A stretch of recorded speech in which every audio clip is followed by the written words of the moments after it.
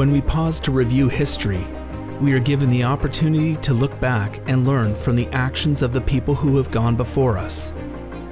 We glean lessons from the pages of history that can help us understand what brought us where we are today and help us plan for tomorrow. You are standing in a building that is a birthplace for modern manufacturing. The ripple effect of what happened within these walls can be felt around the world in significant ways. The lessons learned here affected so many things. The way we made, sold, and transported goods, or the food that we had grown. The innovations from this building determined our nation's ability to arm itself as we sought to defend our freedom. The race to reach the moon, the phenomenon of Silicon Valley and the personal computer and the handheld devices we use now. Let's look back and face forward as we explore the evolution and the innovation of technology and careers. The story of American Precision Museum, originally the Robbins and Lawrence Armory, begins with its strategic placement and close proximity to the river. Pioneers in green thinking, the early inventors knew that to innovate, they would need to harness the power of the water to drive their inventions. By diverting some of the water to run under the building, they could let the water propel a giant water wheel that would drive belts that would power the machines that were being invented. The machine tools invented here would not only shape the metal and the wood, but they would shape the course of history. In 1818, Thomas Blanchard built an invention that transferred a shape from one object to a new piece of raw material. This copy lathe duplicated complex wood shapes from gun stocks, axe handles, wheel spokes, and more. This invention ushered in a critical understanding. Duplication was essential for mass manufacturing. By 1846, the U.S. Army asked Henry Stone, Richard Lawrence, and Frederick Howe to fulfill a contract to make 10,000 rifles with interchangeable parts. They not only innovated mechanics, but also the systems and processes, with workers and machines specializing in specific tasks and operations. They proceeded in 1851 to exhibit their rifles at the Crystal Palace exhibition in London, leaving the British speechless as they disassembled several guns and then reassembled them while interchanging parts. This revolutionary new method ultimately became known as the American system of manufacturing and became the basis for all new types of manufacturing. From this moment on, the pace of progress accelerated. Understanding the value of interchangeable parts opened a floodgate of innovation, allowing machines to be made in large quantities and sold at more affordable prices.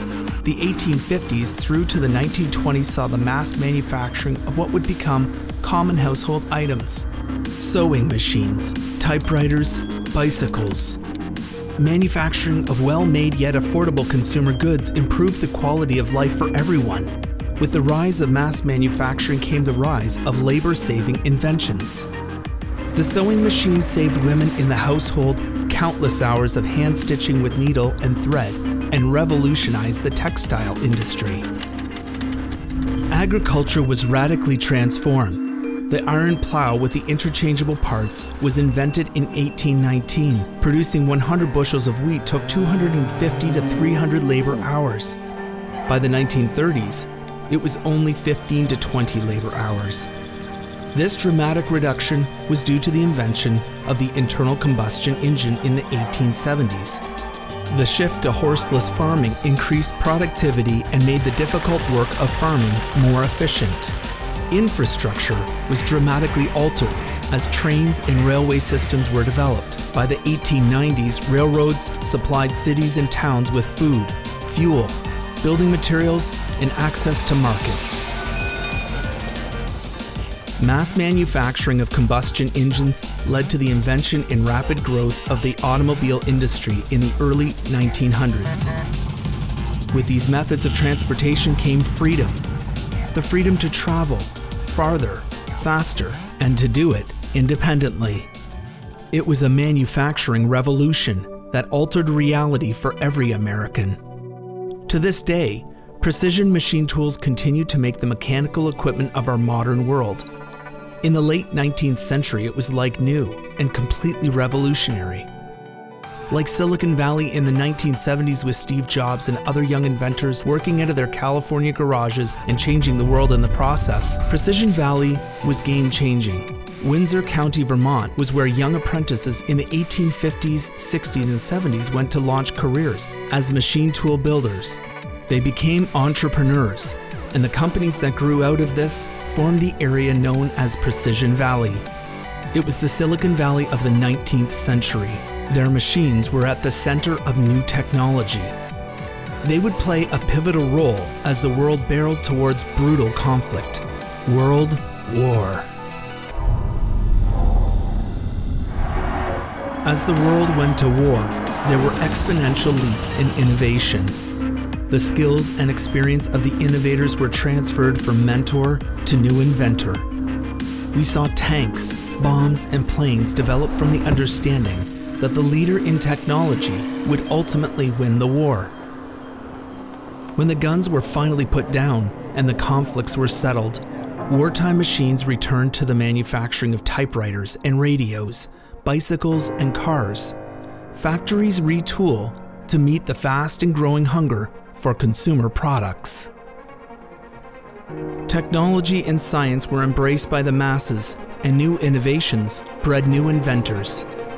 New machines called computers were put to work, ushering in a new age, the dawn of the digital era. The human mind and the power of the processor were now building what once seemed impossible. The rise of automatically programmed tools, CNC controls, robotics, and the ever-growing capabilities in machine tools opened a new chapter for innovation. American ingenuity gave the general public the power to take an idea from their head and mass-produce the result, empowering inventors and creators to take their ideas and touch the lives of other people.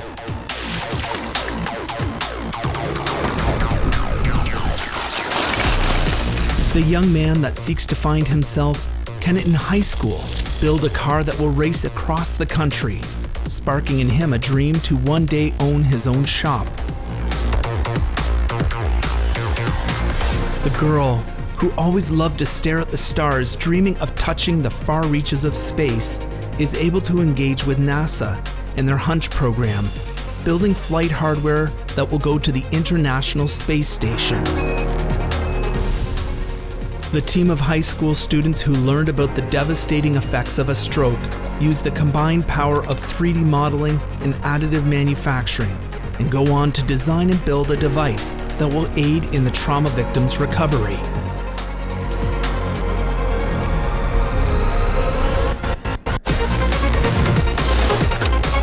It's the rise of the machine controlled by the human.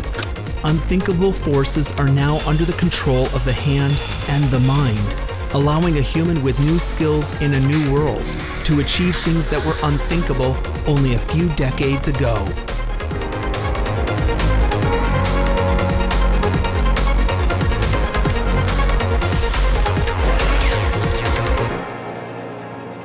As you walk around the museum, look and listen. Stop and think about the inventions and the innovation. We are standing on the shoulders of giants. But this isn't just about history. Don't get stuck in the past. Think about the fact that we used to build cars almost entirely by hand, and now our hands are used to program robots that do the repetitive and more dangerous aspects of the job.